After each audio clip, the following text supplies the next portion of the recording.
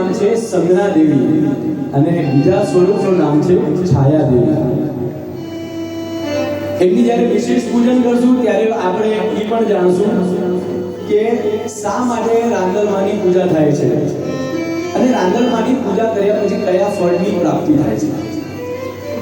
તો હમણાં આપણે સર્વે દેવતાઓને આપણે નમસ્કાર કરીએ છીએ, એમને વંદન કરી અને આપણું કાર્ય અહીંયાથી પ્રારંભ કરીએ છીએ. સૌ પ્રથમ ગણપતિ બાપા એમને યાદ કરી એમને વંદન કરીએ છીએ. પછી કુળદેવી માતાજી કોણ છે આપણા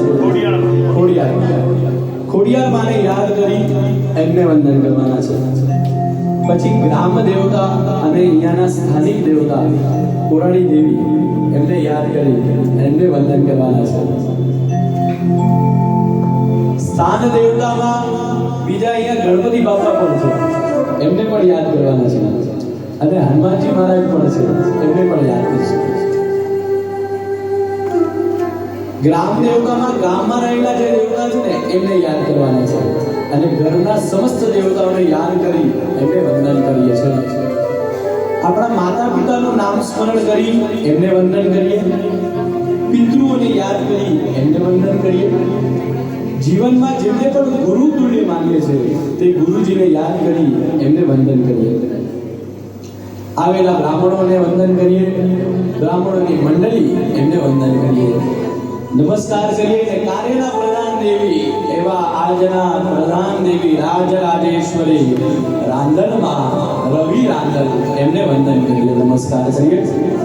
ઓમ શ્રી મહાગણાધિપતયે નમઃ. બે હાથની અંજલિમાં પુષ્પ રાખી દરેક દેવતાઓને યાદ કરી એમને વંદન કરવાના છે. પાસ કરવાના છે.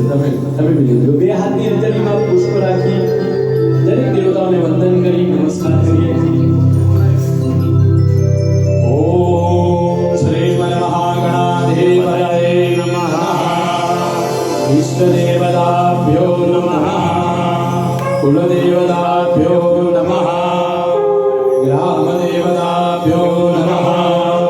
વાસ્તુદેવતાભ્યો નમઃ. વાણીહિરણ્યગર્ભાભ્યાં નમઃ.